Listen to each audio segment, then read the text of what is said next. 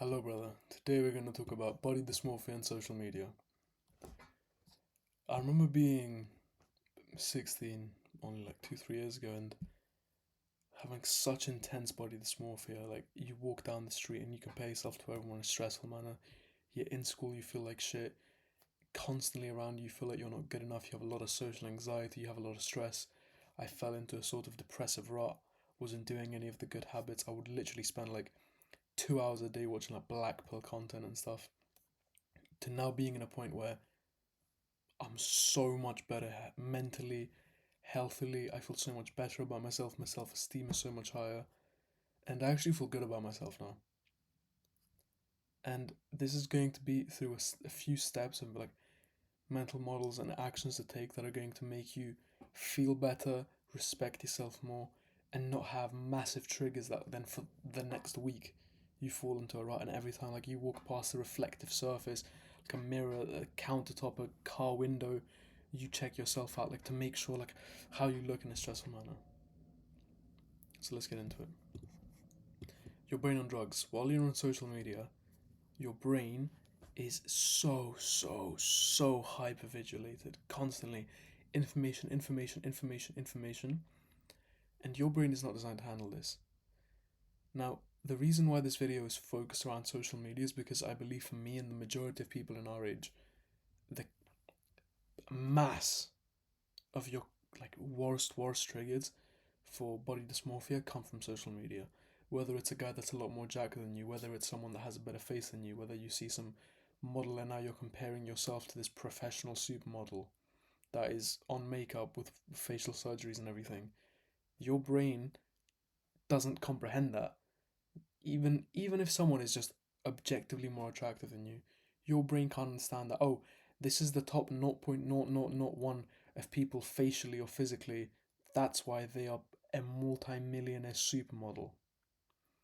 So, while your brain is on social media, it's like you're in a room and someone throws a gas bomb in here. And you know how to throw more gas bombs, you know how to open candles and just let them burn the room up. You know how to put a light on your curtain and let everything burn. You know how to sit on social media and keep frying your brain and just reminding yourself constantly, oh, that guy's better looking than me, or that guy's better looking than me. That guy has more muscle, that guy has more money, that guy has this, that guy has that. Oh, there's this really pretty girl. Oh my, this is. Constantly doing that, you know how to make the situation around you terrible, but you don't know how to walk out of the room. You know how to set the room on fire, but you don't know how to call the fireman. So, the key point that I'm going to give you first: get off social media. Now, I'm going to reframe this throughout the video, kind of convince you of this, because as much as I tell you this, I know you won't do it instantly because I know I didn't do it for a very long time. Next point: a king and a peasant. While you're on social media, you are a king and a peasant. For the peasant part, it's back to my point from before. There's a guy that's better looking than you, there's a guy that's stronger than you, there's a guy that has more money than you, there's this guy that has more money than you, this guy that's traveling the world, this guy that has 20 girls around him, and you want 20 girls and you don't have one girl.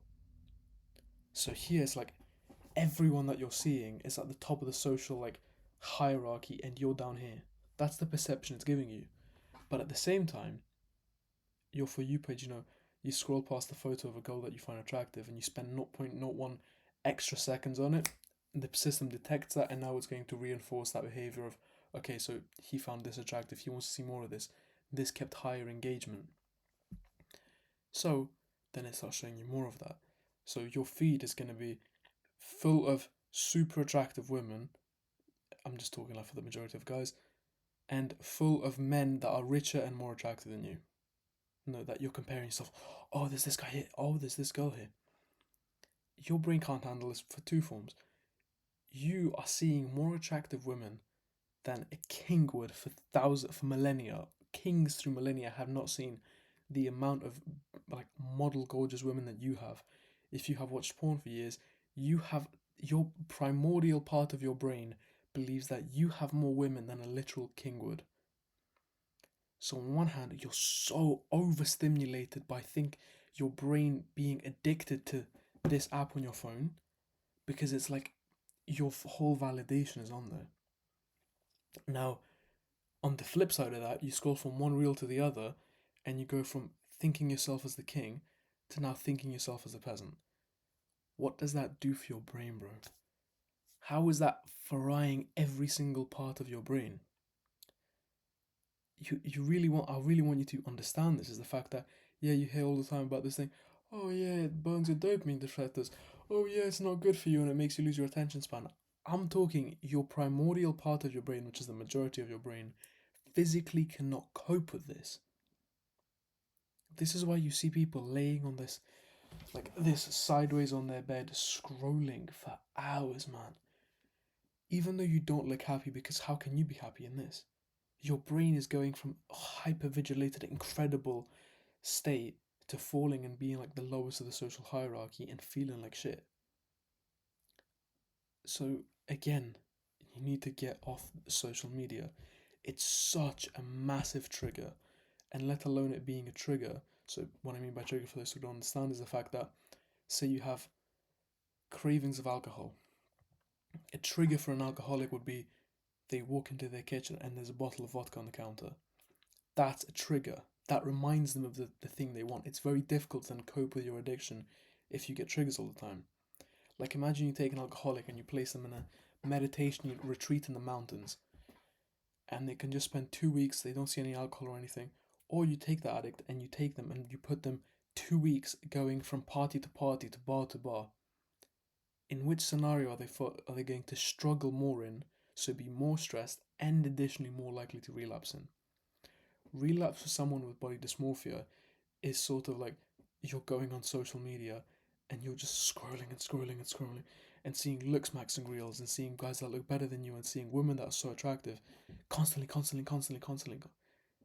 That's like what I'd count as a relapse. Where then you spend an hour doing this and you get up, look at yourself in the mirror, feel like shit. You don't do anything the rest of the day. Because it's so much for your brain, man. You can't handle that. And the story I've just said, I've done that at least 100 times. Going through that vicious cycle where you're basically torturing yourself. So again, what can we do to solve this? We need to get off social media. We need to stop allowing ourselves these triggers because technically, you're still addicted to all this comparison and everything, but you don't want to keep getting reminded the whole time these things. Next point, shift in mirrors. Imagine you stand in front of a mirror, right? You know those mirrors that are like slightly curved and everything, and either make your face go like inwards or outwards, and they spin and they make light all weirdly reflective and everything. And those mirrors that you think, oh yeah, that's funny, and I move my leg and then my leg shoots up to there by the look of it, because of how the mirror's turned. And in your brain, you find that funny because you realize, okay, this is fake. This isn't happening. Social media, you don't realize is fake. Now, you logically, the frontal cortex, the most advanced part of your brain, may think, okay, the people I'm seeing, one, say for example, if it's someone who's jacked and your insecurity is that you're skinny or too fat. Okay, this person's jacked. Oh, they have ripped abs. Oh, they look fantastic. Well, you don't know that this guy has firstly been training for 15 years and is on steroids. So even if he is that jacked, well, you're not thinking, oh yeah, that's normal, that's fine. In 10 years, I'll be the same place he is, no problem. You don't see it as motivation. You see it as a threat. You see it as a competitive aspect of your brain spots the threat, spots the guy that's better than you, the guy that you think as a threat of, oh, he's gonna take your woman and everything, or he's muscular, he can harm me. Or you scroll and you see a guy that's far more handsome than you. Your brain doesn't realize that this guy has had 4 cosmetic surgeries for every insecurity he's had. He changed his nose, he changed his hair, he's got hair implants, he had like buccal fat removal where they like give you hollow cheeks and everything. Your brain can't handle that, man. Your brain also can't understand the fact that this guy's on makeup, this guy's been photoshopped, this guy is advertising something for a company, and they're trying to make him look artificially as attractive as possible. You're not realizing that. Because if they make him more attractive, it's the viciousness of the companies, the viciousness of social media. They're trying to make someone look so attractive. Boom, they'll click on that video. And I have to admit, bro, I'm trying to do the same thing. It's like, if I go through the video and it's me speaking, you know, it's not going to look as good as me, standing there with a still face for like a second where the lighting's perfect if I go through the video and pick out a frame to put as a thumbnail. Because this is just how social media works.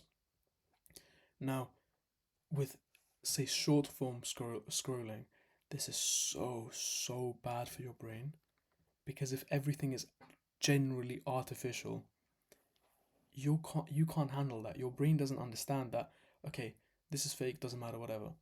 All your brain will pick out from that bunch of information is, I'm here on the social hierarchy, there's people so much better than me, they look better than me, I'm not going to have partners and everything. Again, terrible for your mental health, terrible for your body dysmorphia, reinforcing the habit that to go on social media, to keep comparing yourself, to keep checking. You become a customer, you become the perfect customer for a social media company. Now what? How do we solve this, man? I struggled with this for a very, very long time, and in a much smaller sense, I still do now compared to what I used to back then. But the only way that I can generally see to solve it is what I've said in this video many times. You have to get off social media. Don't try fix your feed. Don't try, oh yeah, I'll only scroll for a limited amount of time. Generally, just remove it off your phone. And because I know this is an addiction, I don't even have Instagram on my phone, bro. If I install Instagram, I install it once a week to message someone. And guess what? Then I realize that I'm scrolling again within 5 minutes. Try avoid it. Try not have it on there. Because as soon as, I don't know if you face this too, but I know I face this. As soon as you get a trigger, for the next week, you're noticing that trigger. You go walk past the mirror, you keep noticing that thing you don't like. As soon as you realize, oh, maybe this insecurity I have, other people don't have that issue, the thing that is making me insecure. And then you're constantly stressed. You're constantly doing this. It's making you more stressed, more anxious, more depressed, less sociable, more anxious socially. All because you were scrolling, man. You know, it sounds really simple for now why I says, yeah man, get off social media, but for many people it's very difficult, and it has been for me too. So all I'd say is especially try to reduce it as much as possible. Try delete it from your phone if you can, obviously.